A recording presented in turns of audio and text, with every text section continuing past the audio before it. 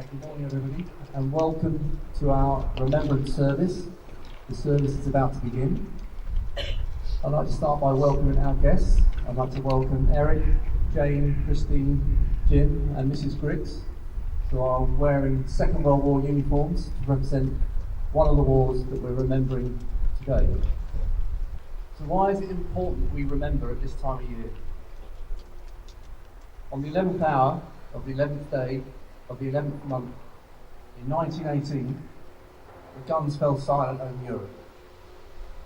After 4 years of bitter fighting, the Great War, as it was called then, came to an end. 6 million soldiers lost their lives in that war. Now, if you imagine the population of London, we all live in London. That's virtually the population, that's everybody that lives in London. That's how many people died during that war.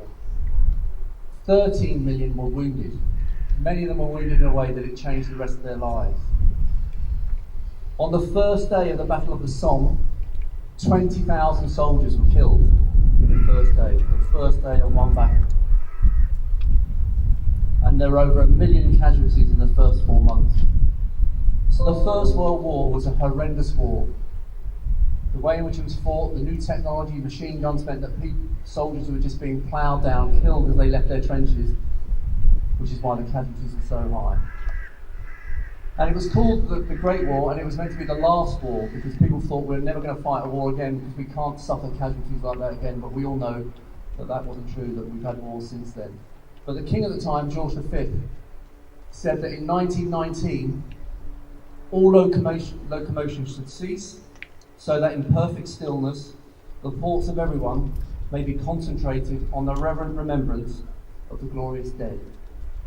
So since that time, on the 11th of November, our country has remembered the people that have lost their lives, not only in the First World War, but the Second World War, the Korean War, the Falklands War, the Gulf Wars, Bosnia, Iraq Wars, and all the other conflicts where soldiers from these isles have fought to fight for our rights and to make sure that we are safe. So it is important that we remember, because those people gave the ultimate sacrifice, which was their lives. So the rest of the service is going to follow as such. In a moment, the head boy Sam Collins is going to read a short piece to you. Then you will hear the last post. At the end of the last post, we will have a 2-minute silence to give us time to reflect on the people that have given their lives over 100 years now since the First World War. You then hear Rivali, which is another piece of music, and that will then be followed by Jack Butler, the deputy head boy. So I'm now going to pass over to Sam Collins.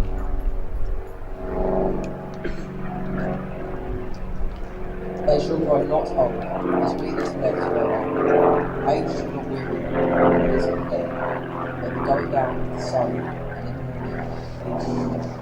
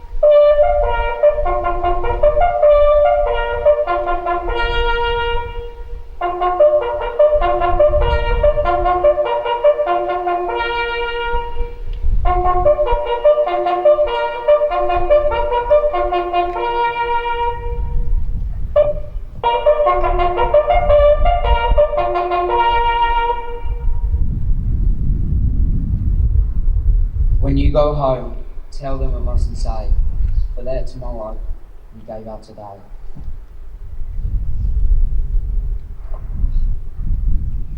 Thank you very much. Thank you to Sam and Jack. And thank you to all of you for showing such great respect at this very important time. I'm very, very proud of all of you that we can come together and have a remembrance service of this, like this. So thank you very much to everybody. That now concludes our service.